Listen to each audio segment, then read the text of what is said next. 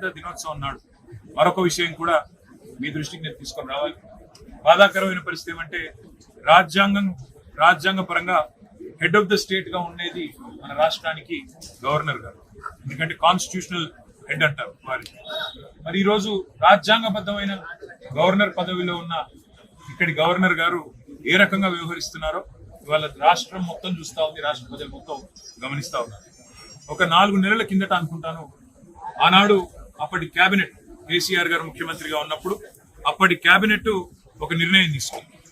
తెలంగాణ ఉద్యమంలో ఆనాడు క్రియాశీలంగా పనిచేసిన గౌరవనీయులు మా ఉద్యమ సహచరుడు సోదరుడు ప్రొఫెసర్ దాసోజు శ్రవణ్ గారిని మరి కేబినెట్ తీర్మానం చేసి గవర్నర్ కోటాలో ఎమ్మెల్సీగా ఎంపిక చేస్తూ వారితో పాటు మరి షెడ్యూల్డ్ ట్రైబ్ గా ఉన్న ఎరుకల సామాజిక వర్గం ఇటువంటి జనరల్ అవకాశాలు రావు కాబట్టి ఒక మాజీ శాసనసభ్యుడు సామాజిక ఉద్యమాల్లో పాల్గొన్న మరొక సోదరుడు సత్యనారాయణ గారు ఇద్దరిని కూడా నామినేట్ చేస్తూ ఆనాడు కేసీఆర్ గారి కేబినెట్ నిర్ణయం తీసుకుంటే ఈ గవర్నర్ గారు రాజకీయ పరమైన సంబంధాలు ఉన్నాయి అని చెప్పి ఆనాడు శ్రవణ్ గారిని అదే విధంగా సత్యనారాయణ గారిని నామినేట్ చేస్తే కేబినెట్ నామినేట్ చేస్తే తిరస్కరించడం జరిగింది.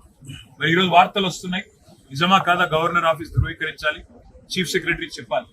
వార్తలు వస్తున్నాయి, కోదండరామ్ గారికి మరొక ఆయనకు గవర్నర్ గారికి ఒక లెటర్ రాగానే ఆగమేఘాల మీద క్షణాల్లో సంతకం పెట్టి ఆమోదించినారని చెప్పి వార్తలు వస్తా ఉన్నాయి.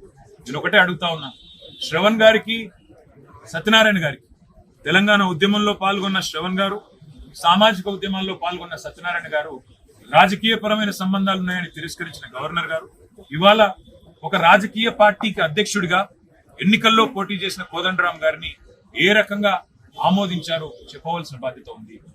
రాష్ట్ర ప్రజలు తప్పకుండా మీ నుంచి సమాధానం ఆశిస్తున్నారు గవర్నర్ గారు. మీరు రాష్ట్ర ప్రజలు ఇచ్చే జీతంతోనే మీకు ప్రతి నెల జీతం అందుతా ఉంది, రాజ్భవన్ మెయింటెనెన్స్ కూడా ప్రజల సొమ్ముతోనే జరుగుతా ఉంది. మీరు ప్రజలకు జవాబుదారీ, కేవలం రేవంత్ రెడ్డికి కాదు. అందుకే నేను గవర్నర్ గారిని డిమాండ్ చేస్తా ఉన్నా, ఏ రకమైన విచక్షణతోని మీరు ఒక రాజకీయ పార్టీ అధ్యక్షుడికి ఇవాళ ప్రభుత్వం నామినేట్ చేసి మీకు పంపితే మీరు ఆమోదించారు. ఆనాడు ఉన్న అభ్యంతరాలు ఈ రోజు ఎందుకు లేవు? మీకేమైనా కాంగ్రెస్ బీజేపీ మ్యాచ్ ఫిక్సింగ్ లో భాగంగా మీకున్న ఫెవికాల్ బంధంలో భాగంగా ఇది జరిగిందా? గవర్నర్ గారు రాష్ట్ర ప్రజలకు చెప్పాలి. మరి తప్పకుండా ఈ విషయంలో గవర్నర్ గారిని తప్పకుండా అదే విధంగా ఈ నిర్ణయం తీసుకున్న ప్రభుత్వాన్ని నేను అడుగుతా ఉన్నా.